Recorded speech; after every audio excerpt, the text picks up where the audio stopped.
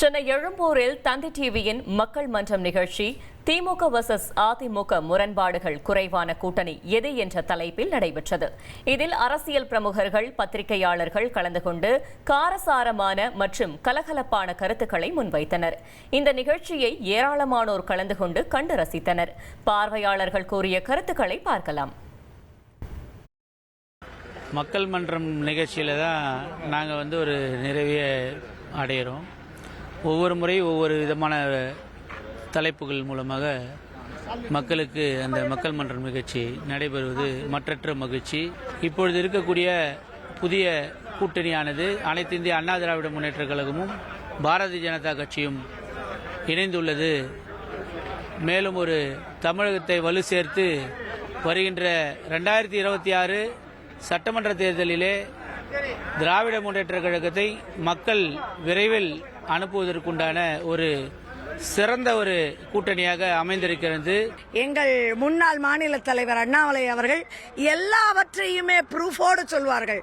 ப்ரூஃபே இல்லாத எதிரணிகள் கூறியதை எங்களால் ஏற்க முடியவில்லை. எங்கள் கட்சி கட்டுக்கோப்பான கட்சி. அமித்ஷா அவர்கள் அடுத்தது நயினார் நாகேந்திரன் மாநில தலைவராக என்ன சொல்கிறார்களோ அதை தான் நாங்கள் கேட்போம். இவர்களைப் போல் தானாகவே இல்லாததையெல்லாம் சொல்கிறார்கள். ஏதாவது ப்ரூஃப் கொடுக்க முடியுமா இவர்களால்? அது ஒன்றுதான் வருத்தமாகிறது. மூட்டை குறைந்த எண்ணிக்கை உள்ளது, மூட்டையாக வைத்திருக்கிறார்கள் பாஜக என்று கூறுகிறார்கள். இதெல்லாம் நன்றாக இருக்கிறதா? ஒரு எதிரணிகள் பேச்சும் பேச்சா இது? எங்களை பார்த்து மூட்டை என்று சொல்கிறார்கள். இவர்கள்தான் மூட்டை மூட்டையாக பணம் தூக்கி சென்று கொண்டிருக்கிறார்கள். அட்டூழியம், ஊழல் நடந்து கொண்டிருக்கிறது. இங்கே மக்கள் மன்றம் தினத்தந்தி ஏற்பாடு செய்தது மிக சிறப்பு.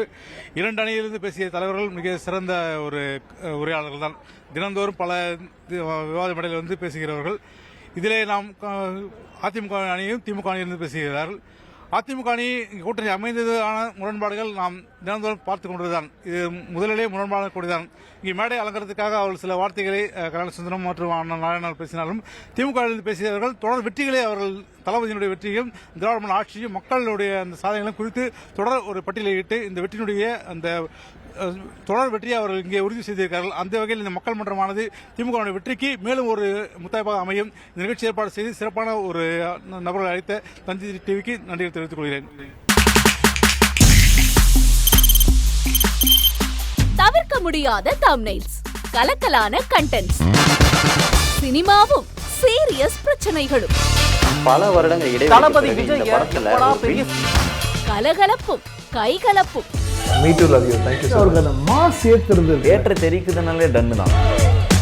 பிரேக்கே இல்லாமல் பிரேக்கிங் நியூஸ் சொல்லும் தந்தி டிவி ஆப்.